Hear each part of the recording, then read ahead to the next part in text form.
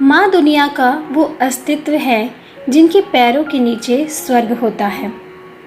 मेरी आज की कहानी भी इसी बात से जुड़ी हुई है। सुबह के समय एक 23 से 24 साल का लड़का शहर से अपने गांव जाने के लिए निकलता है। अपने गांव की बस पकड़ने से पहले वो एक चप्पल की दुकान पर जाता है। दुकानदार अपनी दुकान खोल ही रहा होता है। वो लड़के को थोड़ी देर बैठने को कहता है।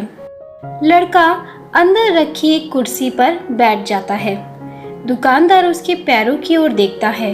लड़के ने लेदर के काले जूते पहने हुए थे। जूते एकदम नए थे और चमकदार पॉलिश किए हुए थे। थोड़ी देर बाद दुकानदार बोलता है, बोलो बेटा, क्या दिखाऊं, जूता या चप्पल? लड़का बोलता है, एक जोड़ी चप्पल चाहिए, लेकिन मजबूत और टिकाऊ होनी चाहिए। दुकानदार बोलता है, कितने नंबर की चप्पल आती है तुम्हारे पैरों में? लड़का बोलता है, चप्पल मेरी माँ के लिए चाहिए। माता जी आई हैं क्या? लड़का बोलता है, नहीं, माँ गांव में है। तब दुकानदार कहता है, फिर उनके पैरों का नाप लगेगा। तुम्हें पता है कि उनके पैरों का नाप क्या है? लड़का अपने जेब से एक कागज निकालता है। दुकानदार को दिखाते हुए बोलता है, ये मेरी माँ के पैरों का नाप है। दुकानदार थोड़ा चकित हो जाता है क्योंकि उस कागज पर दोनों पाँव के पैन से बाहर की लाइन बनी हुई थी, यानी कि पैन से पाँव के निशान लिए हुए थे। दुकानदार ने लड़के के चेहरे की ओर देखा तो लड़के ने अपना सर नीचे कर लिया और भरे गले से दुकानदार से बोला, आपको क्या नाप बताऊं जी? मेरी माँ ने आज तक अपने पूरे जीवन में कभी भी चप्पल नहीं पहनी। मेरी माँ मजदूर है, मेहनत कर मुझे पढ़ाया। अब मुझे पढ़ने के बाद शहर में भेजा नौकरी करने के लिए। इस शहर में मेरी नौकरी लग गई है और मुझे आज मेरी पहली पगार मिली है और मैं दिवाली को अपने गांव जा रहा हूँ।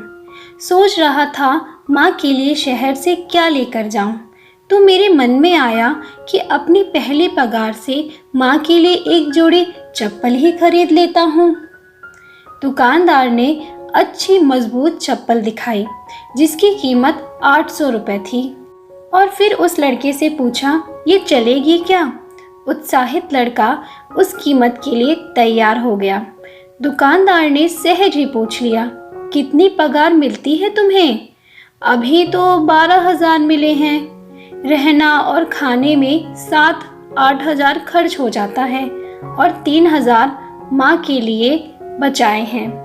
अरे फिर 800 रुपये कहीं ज़्यादा तो नहीं हो गए तुम्हारे लिए? लड़का बोला, नहीं नहीं, कुछ नहीं होता, आप दे दीजिए। दुकानदार ने चप्पल का बॉक्स पैक कर दिया। लड़की ने पैसे दिए और खुशी खुशी दुकान से बाहर निकला।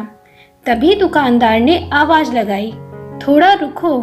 दुकानदार ने लड़की के हाथ में एक और बॉक्स रख दिया और बोला, ये चप्पल माँ को देना और बताना तेरे इस भाई की ओर से गिफ्ट है, और माँ को बताना अगर पहली चप्पल की जोड़ी खराब हो जाए तो दूसरी जोड़ी पहन लेना, नंगे पैर नहीं घूमना, इसे लेने से मना मत करना।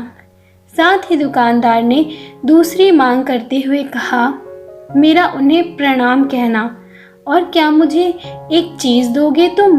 लड़का बोला, बोलिए जी। वह कागज जिस पर तुमने पैरों की लाइन बनाई थी, वही कागज मुझे चाहिए। वह कागज दुकानदार के हाथ में देकर लड़का खुशी खुशी चला गया। दुकानदार ने वो घड़ी किया हुआ कागज लिया और अपनी दुकान के पूजा घर में रख दिया। दुकान के पूजा घर में रखने पर दुकानदार के बेटे ने उसे देख लिया और बेटे ने पूछ लिया, ये क्या है पिताजी? दुकानदार ने एक लंबी सांस लेकर अपने बेटे से बोला, लक्ष्मी जी के पैर लिए हैं बेटा।